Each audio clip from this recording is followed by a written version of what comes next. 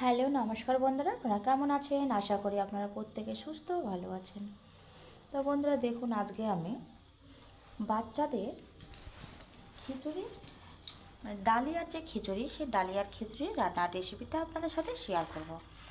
তো যেহেতু এখন শীতকাল, সবজির কোনো অভাব নেই, অনেক ধরনের সবজি আছে।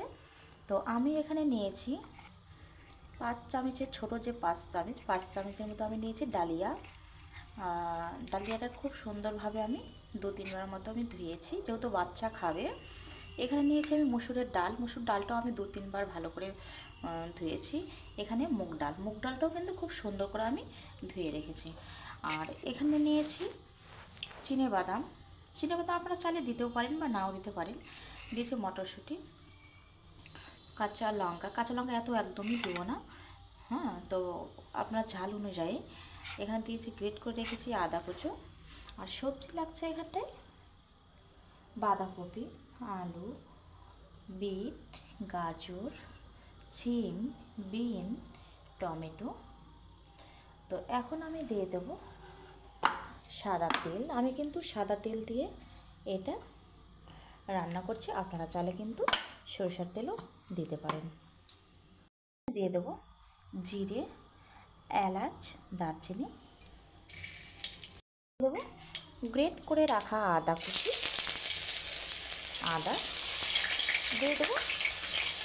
আমি এখানে দিচ্ছি 4টের মতো কাঁচা লঙ্কা, আমি হালকা করে একটু কেটে নিয়েছি। আমি একে একে সম্পূর্ণ সবজি দিয়ে দেবো। প্রথমে আমি দিয়ে দেবো গাজর, দিয়ে দেবো বিট, দিয়ে দেবো আলু, দিয়ে দেবো এখন বিন,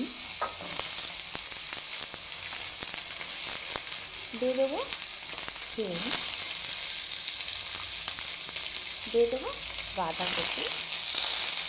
তো এখন আমি এটাকে ভালো করে মিশিয়ে নেব।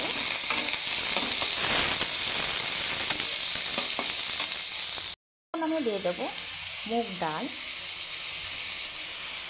দিয়ে দেবো মসুরের ডাল। এখন এটাকে আমি ভালো করে একটু ভেজে নেব। তো এখন এটা কিন্তু খুব সুন্দরভাবে ভাজা হয়ে গেছে। এখন আমি দিয়ে দেবো ডালিয়া।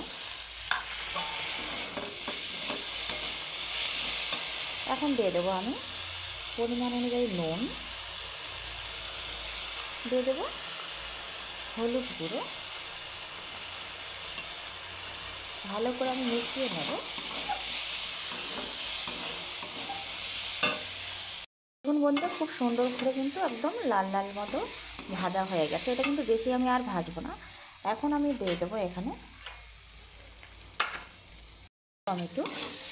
টমেটোটাকে একটু আমি নেড়ে নিয়েছি। এখন আমি দিয়ে দেবো মটরশুঁটিটাকে একটু আমি নেড়ে নেব। এখন দিয়ে দেবো আমি পরিমাণভাবে, যেন সম্পূর্ণ সবজি ডাল যেন সেদ্ধ হয়, সেইভাবে আমি জল দিয়ে দিয়েছি। এখন আমি এটাকে ঢেকে রাখবো। তো দেখুন বন্ধুরা, খুব সুন্দরভাবে কিন্তু একদম এই যে খিচুড়িটা কিন্তু একদম পুরো গলে গেছে ডালিয়াটা।